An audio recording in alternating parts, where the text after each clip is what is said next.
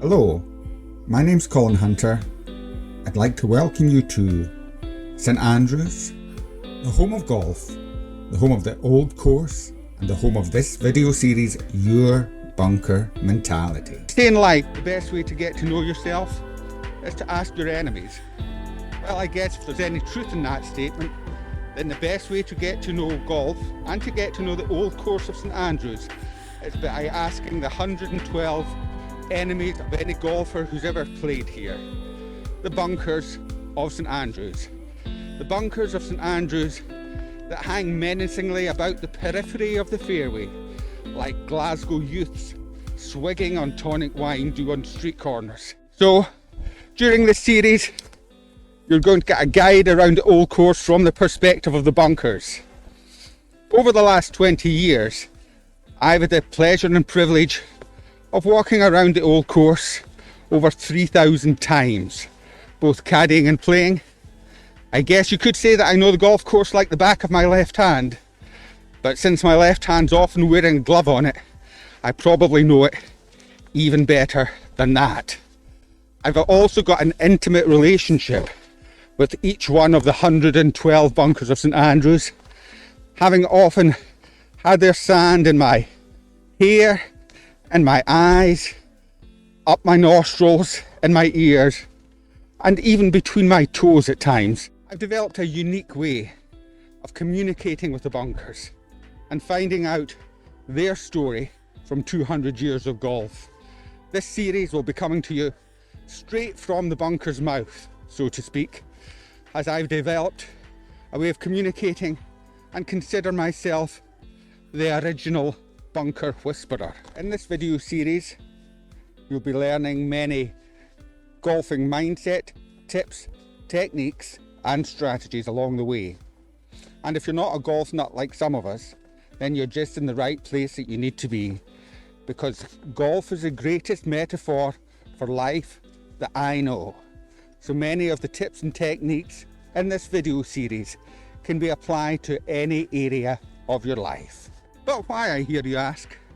Are you starting a series in the bunkers of St Andrews from the famous beach, the West Sand at St Andrews? Well, this is where it really all began. Way back in the 4th century, a monk named St Regulus, en route from Greece to Ireland and probably reaching the English Channel and consuming too much ouzo and ritsina, took a right turn instead of a left turn and ended up shipwrecked here on this very beach. Now St Regulus was carrying a very special cargo with him. St Regulus was carrying the bones and relics of St Andrew himself. So you can imagine way back in the day, St Regulus struggling up this beach here with the relics and with the bones of St Andrew. This is also the beach that old Tom Morris, the grandfather of golf, would come for his morning swim every single morning.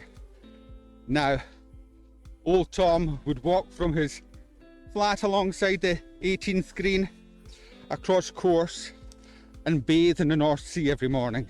And that was one of the main reasons he gave for his long life. Old Tom, 4-time Open champion, superintendent, greenkeeper extraordinaire, master club and ball maker. But I bet you didn't realise that old Tom also invented cold water immersion therapy and hipster beards long before they became really popular. This is also the beach that supplies the sand traditionally for all 112 of the bunkers of St Andrews. So in many ways, this beach is where it all started, and this beach has real importance in the development of the game of golf.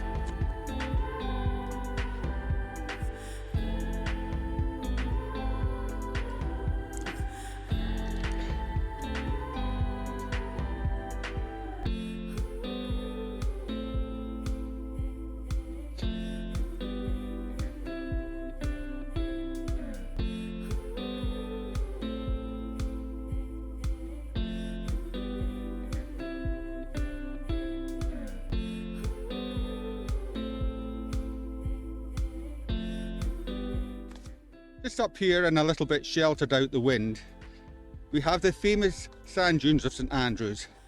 It was in these very sand dunes that the diminutive South African golfer Gary Player stayed and slept during the 1955 Open Championship. Now, the bed and lodgings in the town were very expensive, so Gary slept and stayed in these sand dunes instead. If you've ever visited St Andrews, you'll know how large and vicious the seagulls can be, like modern day pterodactyls, swooping down to grab a sandwich, sausage roll, fish supper, or can of beer from unsuspecting tourists. So, sleeping in these sand dunes, Gary developed his bunker play as a means of self-defence. During the long summer nights, the seagulls would swoop down and try to take teensy weensy Gary back to their nest to use as food for their seagulls. Gary's only means of self-defence was to play high bunker shots high up into the night sky, hour after hour, night after night, to frighten off the marauding seagulls. This is how Gary became one of the best bunker players in the world. Had Gary Player not done this, you might not know him as the 9-time major champion he is, but perhaps just regurgitated seagull food. Gary wouldn't be in the Golfing Hall of Fame, but possibly in the seagull's nest in pain. So I hope you've enjoyed this little wander round the beach of St Andrews, and will join me for the rest of the series.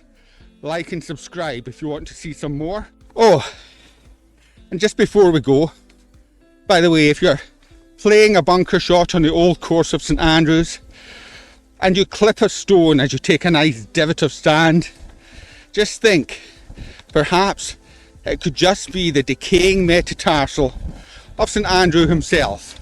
After all, who knows just how careful St Regulus was when he was scrambling up the beach all those years ago.